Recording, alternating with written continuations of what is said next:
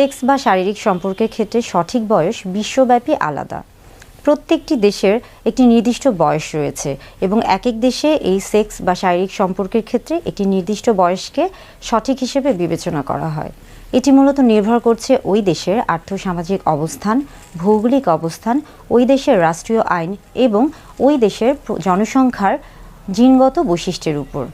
আমরা যদি আর্থসামাজিক অবস্থানের দিকে খেয়াল করি, তাহলে একটি দেশকে যদি আমরা এভাবে বিবেচনা করি যে উন্নত, অনুন্নত এবং উন্নয়নশীল দেশ, তাহলে খেয়াল করে দেখব যে উন্নত দেশের নারী পুরুষের সবসময় শারীরিক অবকাঠামো উন্নয়নশীল এবং অনুন্নত দেশের তুলনায় দ্রুত হয়ে থাকে। অর্থাৎ তাদের শারীরিক এবং মানসিক যে পরিপক্কতা সেটা খুব দ্রুত তারা লাভ করে এবং যার ফলে তারা সেক্স বা শারীরিক সম্পর্কের জন্য উপযুক্ত হয়ে যায়।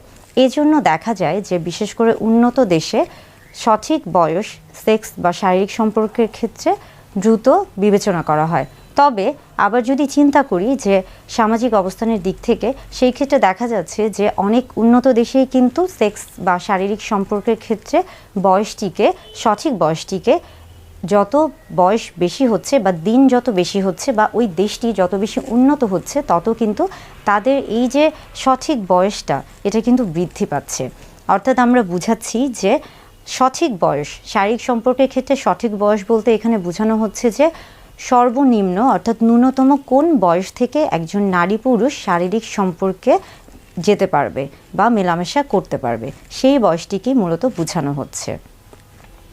আবার আমরা যদি একটি জাতি বা গোষ্ঠীর জিনগত বৈশিষ্ট্যের দিকে খেয়াল করি, তাহলে দেখব যে বিশেষ কিছু প্রজাতি বা বিশেষ কিছু জাতির মধ্যে তাদের জিনগত বৈশিষ্ট্যের কারণে তাদের শারীরিক বৃদ্ধিটা ধীরে হয়ে থাকে, অথবা বয়সের সাথে সাথে তাদের শারীরিক বৃদ্ধি হলেও সেটা কিন্তু তাদের দেখা যাচ্ছে যে শরীরে একটা অন্যরকম একটা প্রভাব থাকে, যার ফলে তাদের যে শারীরিক এবং মানসিক এই যে সামগ্রিক যে পরিপক্কতা সেটা তাদের লাভ করতে কিছুটা সময় লাগে এবং যার ফলে তাদের জন্য এই বয়সটা কিন্তু কিছুটা দেরিতে আসে।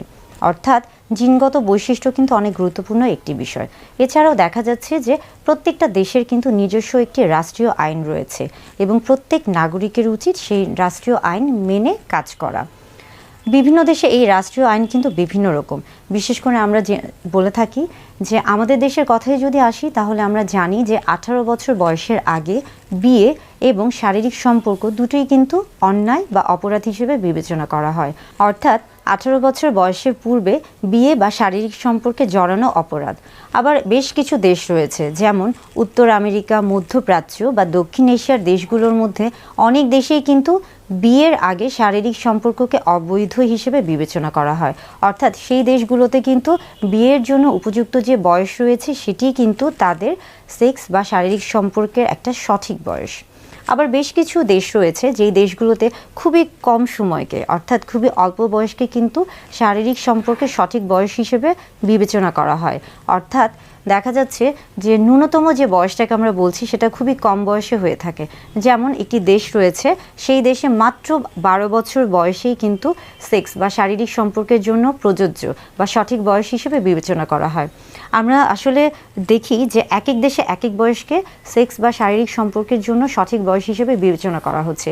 এটি মূলত নির্ভর করছে ওই দেশের এবং ওই দেশের যে নাগরিক রয়েছে তাদের বেশ কিছু অবকাঠামোর উপরে। প্রত্যেক সুনাগরিকের উচিত তার দেশের রাষ্ট্রীয় আইন মেনে তারপরেই বিয়ে করা এবং সেই অনুযায়ী শারীরিক সম্পর্কে জড়িত হওয়া। তবে একটা জিনিস মাথায় রাখা উচিত, আমরা কখনোই বাল্যবিবাহকে প্রাধান্য দিব না, শিশু নির্যাতন বা নারী নির্যাতনকে কখনোই প্রাধান্য